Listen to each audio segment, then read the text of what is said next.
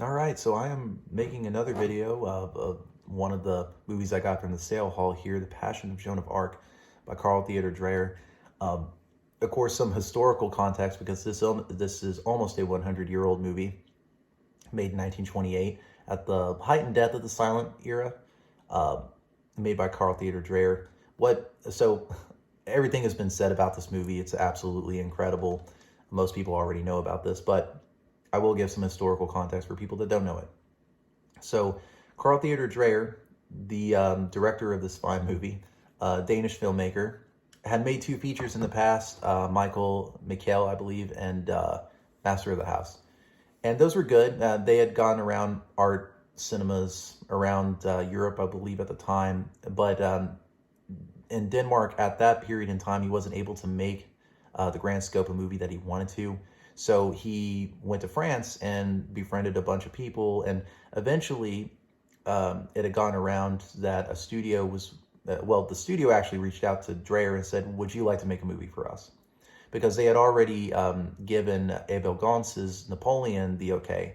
So Carl Theodor Dreyer was like, okay, I'll make a movie. And so he also had carte blanche to do any type of story he wanted to do. So he wanted to make a story about Joan of Arc, which was controversial because here was already this Danish filmmaker coming in and making a film about a canonized saint and Joan of Arc, a French hero. And nationalists were just really pissed off about this. Why are you bringing in this Dane to make this movie? And there's also a rumor that Lillian Gish from D.W. Griffith movie fame was going to do the role of Joan of Arc, and that incensed people. So there was already controversy behind this movie before it was even made. So Dreyer also built this set that in the movie you can recognize near the end, but it was lavishly built. It almost cost around the same as Napoleon did, if I'm not mistaken.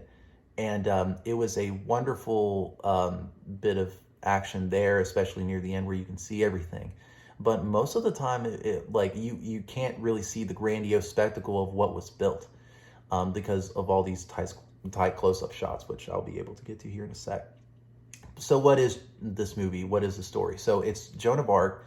It's the trial and execution of Joan of Arc, the hero of the 100 Years' War that was captured by British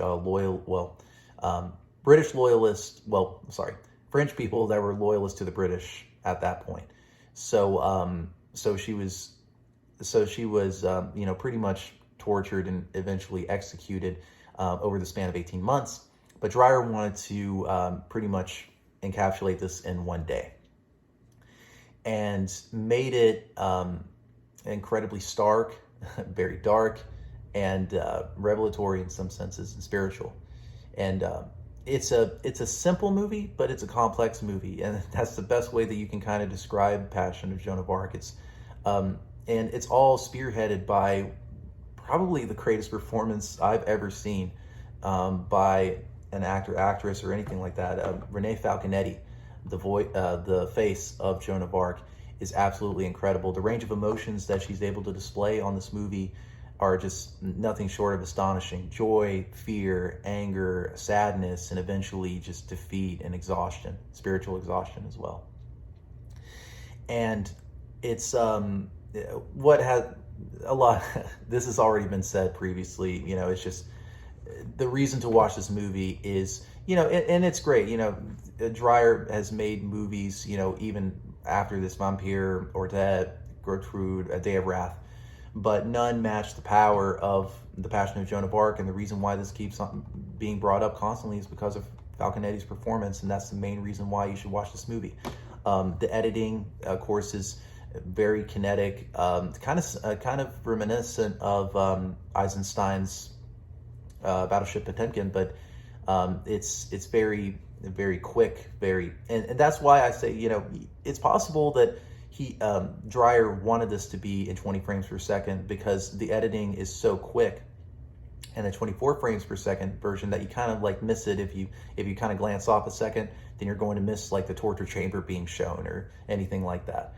But anyway, it's this movie is absolutely incredible. The direction that Dreyer was able to give Falconetti, as well as, just these close-up shots that Falconetti was able to perform, and it was framed so perfectly by Dreyer that it's just wonderful, man. This is why movies were made, to just give this emotional, raw, just this reaction, just this, like, this may be reality, fiction, you don't know. Like, it's just wonderful. But Dreyer did extensive research on this. He went back to the trial records, and there's a shot in the beginning of the movie that shows the court records being opened up, and we're just reading along because it dissolves and then it brings back, and then we're at the trial. I read a book by David Bordwell, who goes into great information on this, and says that the ambiguity of the book is kind of unknown to us, and that's what kind of brings it along, which is true. We really don't know if this is like the court records. We don't know if this is something that may have been brought up. So that's why I say it's a little bit more complex than what we would like to think of Passion of Joan of Arc, because we like to think it's just trial execution and it's all brought together, but there's like editing choices and there's stuff in here that's a lot more complex. So yeah, like I said, it's a wonderful movie. It's 9th on the Sights and Sounds for a reason, because it's an incredible film. What can I say about it? And like I said, Dreyer made good movies after this, but none ever came as close to a master, one of the all-time masterpieces of cinema, not just silent cinema. So the historical background of this is that, 1927 in America, silent films were, they were at their peak. You had Sunrise, The Circus, I believe, was released like either that or 1928. I'm not for sure. And then you had The Crowd as well. So just these wonderful movies that were being made. But see, people don't say at the time, but the box office records were okay, but they're not. They weren't blockbuster receipts. There were. It's like silent cinema was almost becoming like, it's beautiful or whatever, but silent cinema had been around for 10 years, right? And people were actually kind of wondering at that point when sound was going to come along.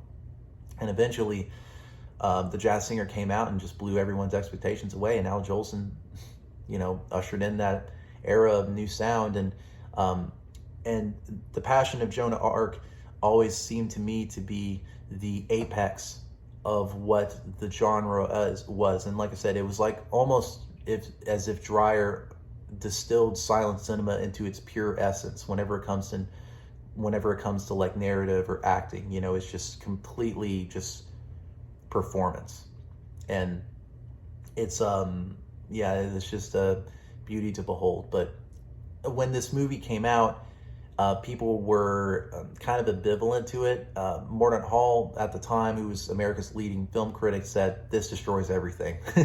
Everything before, ignore it, because this movie just destroys everything. Watch this movie. It's like everything is like, it's like they're in the shadow of this movie. Like, and that's just high praise for like any type, because Mordaunt Hall was like the film critic at that point in time in America. But of course, I don't believe it came over to America. It stayed in Europe for a while until it eventually came over. But no one wanted to see this, and actually no one wanted to see it, but it wasn't as big of a financial success, and neither was Napoleon at the time. So I don't know what people were doing there in France, but they were doing a lot more than just watching movies at the time. And these movies were very epic. They were kind of stark subject matter, so and that may have been the case. But also, and it was mentioned in the Criterion as well, this movie was advertised as an avant-garde movie. This was not advertised as, come and see Joan of Arc, man. This is a great cinematic experience. It's beautiful. It's breathtaking. It's sad, but it's a beautiful movie. No, it's just like, okay, intellectuals, come on here. This is an art movie. Come on in, and we'll watch this and talk about it, and sip fancy wines. I don't know what they do in France at that time, but it was marketed incorrectly, and I think that's what probably destroyed the film. It was also cut because of Catholics. The church at the time just did not like it and wanted to cut it, and Dreyer was really pissed off and sued the studio for breach of contract, and that's why he didn't make Vampire until I believe 4 years later after this movie. So it was just a mess. after it was released. But now, of course, it's regarded as, you know, one of silent cinema's greatest films. And do yourself a favor, go on YouTube and watch this for free if you haven't already. I don't believe this is the Oslo cut, and that's the crazy thing too, is that the cut up version of the movie was the one that was definitive for the longest time, because the original cut was not seen at all until it was actually found in a mental institution or a sanatorium, I believe, by one of Dreyer's closest friends. He was a historian, but I believe he may have passed away. But anyway, it was found in a janitor's closet, and they found this intact print, and it was not messed with. It wasn't messed with at all. And now this is the print that we go off on. So there wasn't a Greed or a Magnificent Amberson situation where we'll never be able to see the definitive cut. This is it right here. So I don't know if they have it on YouTube, but yeah, go ahead and look it up. I don't know if this is in the public domain either. So, but it is on YouTube if you do want to see a different cut of the movie, I believe. But yeah, anyway, go ahead and watch this. I can't say anything more that hasn't already been said about it. It's a masterpiece. Go ahead and watch it. So thank you for viewing this channel. Like, subscribe, do whatever. I'm about to lose the mic here. Thank you.